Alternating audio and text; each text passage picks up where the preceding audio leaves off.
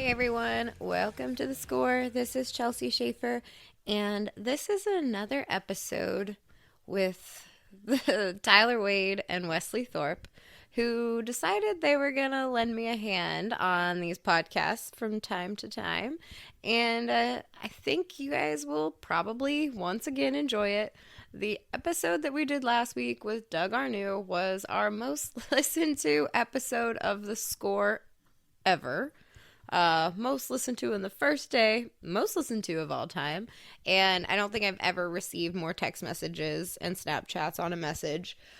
So y'all are demented. It was fun. It was silly, and we have another one because we wanted to give Doug's healer, Mike, a chance to share his story, tell his side of things, maybe make a little bit of an argument for the healers out there in the world. And so this is an episode with Mike Ramsey, Wesley Thorpe, and Tyler Wade. We talk through Mike's journey to team roping and how he met Doug and his side of things when it came to some accusations that were made in a certain social media post. So this episode is with Mike Ramsey, Tyler Wade, and Wesley Thorpe.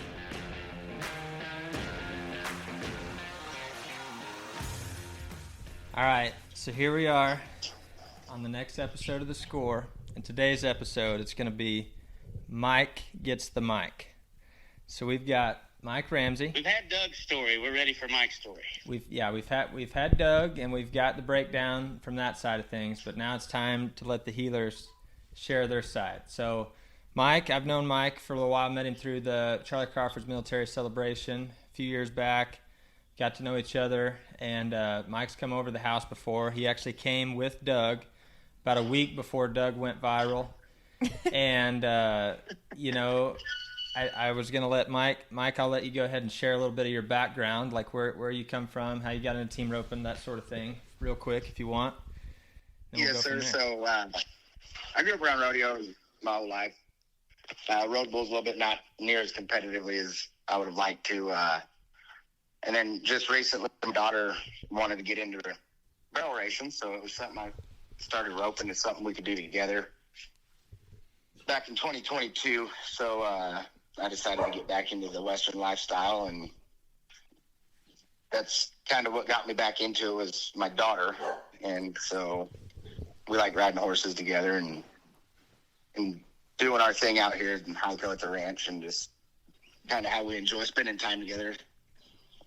Medically retired, like you said, you mentioned Charlie Crawford's American Military Celebration or American Hero Celebration. Was in the military, medically retired back in 2013, and roping's what I do for my stress reliever now. So it's my happy place. Well, that sounds like a healer to me. Well, first of all, thanks for your service, Mike. We really appreciate that. Absolutely. I appreciate it. I want to apologize for my audio. I know y'all heal, so you're probably on your lunch break, but I'm out here in the arena running them, so. Hey, I've got a pretty good story on that later, so don't let him fool you there.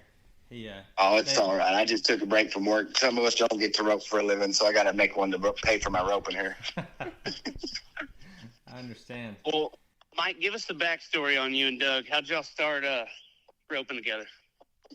We actually met in Mineral Wells. They did a little New Year's Eve roping, and we took second up there. And so he'd asked me if I'd rope with him some more, so we started going to Mineral Wells quite a bit. And then we came over to the Clay Logan. That's where I bumped into Wesley again. And I got with Doug and asked if we could set up a personal session over there at Wesley's house. That way we could get tuned up a little bit. And everything was going good until apparently I missed one too many short rounds there. So, well, the worst part was you got Doug's hopes up when you guys started out setting them on fire. Yeah, and then we actually that Thursday night before Saturday there in Fort Worth got a check over in Mineral Wells again. So there was a couple checks he got, not very big, but I didn't leave him empty-handed every time. You guys started out too hot, and then expectations were high. I guess winning $200 I can catch, but you put 10,000 on the line, I get a little. Yeah, I've been there. What do you think I can relate with you there, Mark. What do you think that is? Like, cause like lack of focus? Honestly, no. I just apparently bigger arenas I don't do quite as well, I guess. Well, what? Me neither. I broke the barrier the other day at Houston. I don't think any of us do too good on the big scenes. Did you see it coming? Did you see, like, I mean, obviously nobody would have seen the Facebook post coming and the virality of it coming, but did you see the problem with the situation coming, or were you caught completely off guard? Definitely off guard. I had actually picked him up that morning and took him home from the roping and dropped him off. And, we had talked on the way home about, hey, we're threes. We'll get them eventually. It's going to pay off with our practice. And eventually we'll click for, the sevens at the World Series or three steer. And so, eventually we're going to click for all three of them. And we ended up roping in the 8 at Stephenville and Fort Worth. And that just didn't go as planned. And steers were a little stronger. So he ended up missing his dally in both the 8s. But, I wasn't upset at all. I was just like, we'll get, let's go get him in the 7. And then I missed in the 7, and he was a little upset on the ride home, and then I dropped him off. And I think what upset him, and it was in one of the text messages I had shared with people, was I stopped in Stephenville on my way home with that Extreme and ended up getting a check and a buckle, and I don't think he was very happy about that. Wesley does the same stuff with me with Driggers all the time. They're second. It's true. I knew that was, that was so wide open. He wins a lot without me. But, we got some problems to work through there ourselves, you know what I mean? Mike, a healer's got to do what a healer's got to do. You know what I'm saying? You got to drop them off at the house somehow. to get to the next one. Yeah. We gotta let them down one more time. I'm starting to think Wesley's got 2 phones. And that was definitely a little now, so I got 3. But. Definitely a little stressful the following Sunday after that post at the NTR there in Stephenville as well. I had definitely more publicity than I wanted and had a lot of spotlight, and it paid off for the first time, but I was definitely roping under a little more pressure than usual. Well, Doug left you with expectations pretty low, so when you come out on top, I think that helped. Yeah, it helped in general. I've got headers lined up and asking me from Florida to California to come up with them, so it kind of worked out a little bit. Yeah, heck yeah.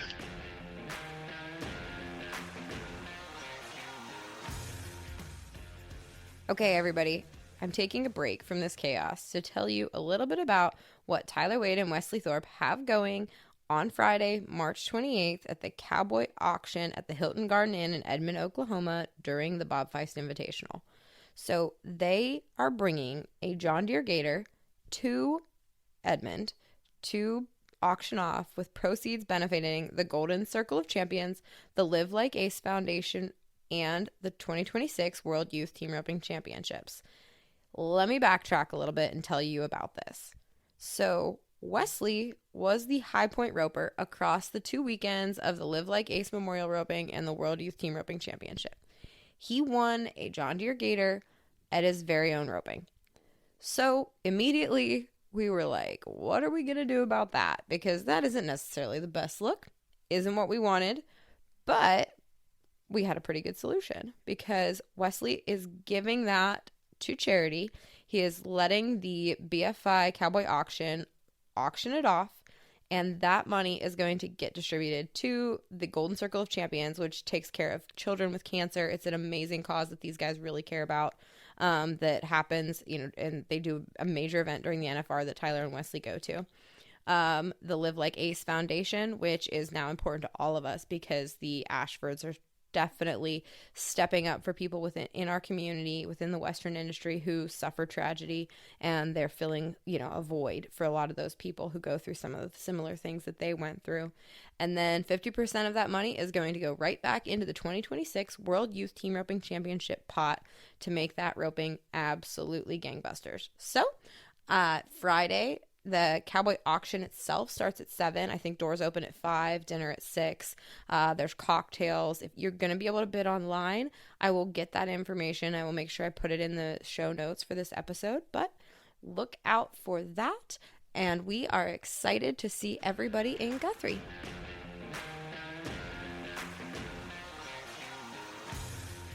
What about you and Doug? Are y'all still friends, or are you on the outs? Just me personally, for the self-respect of how he ended up messaging me and responding to the comments on Facebook when things like that. I'm kosher. He had left his sunglasses and a jacket in my pickup, and I gave that back to him Sunday there in Hamilton at the World Series. It was nice, and told him good luck. He told me good luck, and that was about all we talked. So I think we're going to have to get the band back together at some point, Mike. What do you think? I think we need to team up, get you guys back in the practice pen. I'll come tune on Doug, and Wesley can help you, and we'll see if we can get back to setting them on fire like we started. Hey, I'm fine with it. I just, like I said, if I draw them or if things work out and we interrupt, that's fine with me.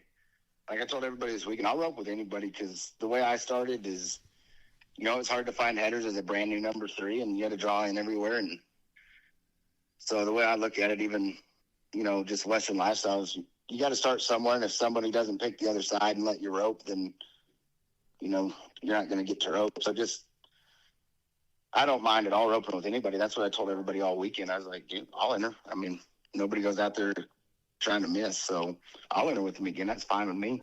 Are you as laid back as Wesley as a healer? Because I think after the Doug episode, that's what everybody laughed at Tyler's story about Wesley and his funnel cake. Are you like the concession stand beer cooler partner, or do you put that was one of Doug's complaints, was that he wants or do you try like a header? He wants somebody that's trying as hard as him. Like, was that a fair assessment is what I'm asking. Not on my end. Cooler healer, you try like the headers do. Just to be fair, we asked an innocent bystander at Houston the other day who we thought the header was, and they responded with the tall, lean guy. And that was referring to me. So whether they weren't seeing correctly or whatever it is, I don't care. Wesley was just lucky we didn't have a scale nearby. I'm sticking with it, man. You said the tall, lean guy. Were they talking about Nelson Wyatt or what? In the eyes of the public, I'm the header-built character. So let's not get too carried away. I would love to hear you say that. I gave that funnel cake to my children, and I threw it in the trash. Maybe after that last podcast, but I've been over to the house. I don't think you've thrown too many funnel cakes away. Hey, Mike, I know you used to wrestle, but yeah, I'm just messing with you. Trust me. Oh, my goodness. Well, guys, I'm going to let y'all keep talking, but this header's got to go practice. So all these healers are now grappling at me. They're waiting on me to run one. So I'll talk to you guys soon. Bye. Yes, sir. Bye, Tyler. To answer you, Chelsea, no, I'm probably my own worst critic, and I'm a lot harder on myself than probably a lot of people say I should be. Back in November, I got to go to that clinic with Charlie and Trey Johnson over there. Mm-hmm. I'd say it was like, hey, you can't beat yourself up. You're a 3 for a reason. Like, quit being so hard on yourself. Like, I'm one of those, I'll sit there and swing a rope till I get sore, and I might probably do worse than good. But, no, I'm one of those that I probably spend too much time and mess myself up by trying to fix too much. Yeah. Yeah, Mike is pretty intense. Like, he wants to get better. Like, I've seen it firsthand. He asks a lot of good questions, and he's always wanting to get to the next step, and he ropes good, too. It's just the little details at this point. Right, Mike? Yeah, definitely. And, over at your house, Zane particularly, and a couple of the guys you had over there, rope behind them is definitely easier. I mean, the handles, it makes practice a lot more fun and a lot easier, but definitely not the same look you get at most of the ropings you go to when you have guys like those roping for you over there. So, oh, that's for sure. You get a lot of different looks. But, well, thanks for coming on with us, and stay tuned. We might have some ideas for us in the future, but yeah. We'll keep working on it. And thanks for the talk today. Glad Mike got the mic today. Well, get a little airtime. Side of it, and I didn't think it was going to go this big a deal, but like I said, it was definitely a good laugh, and I had to buy me a Doug hat the other day too. So no, I thought it was funny. That's what I told Doug. I said, man, I know he was a little upset at the world, and whether he made a mistake or not, obviously. But I told him, I was like, hey, at this point, just embrace it. You're going to meet people you never knew you'd meet, and just take the good with the bad. And we hear the craziest things in Vegas during the NFR, and things people will tell you. You just got to shake it off and move on. But thanks for being a good sport about it, and thanks for jumping on with us. I appreciate it, guys. Thanks, Mike.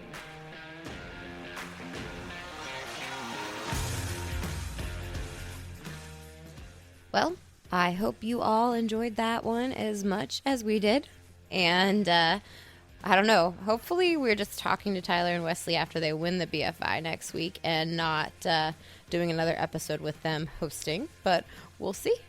Thanks, everybody. Talk to you soon.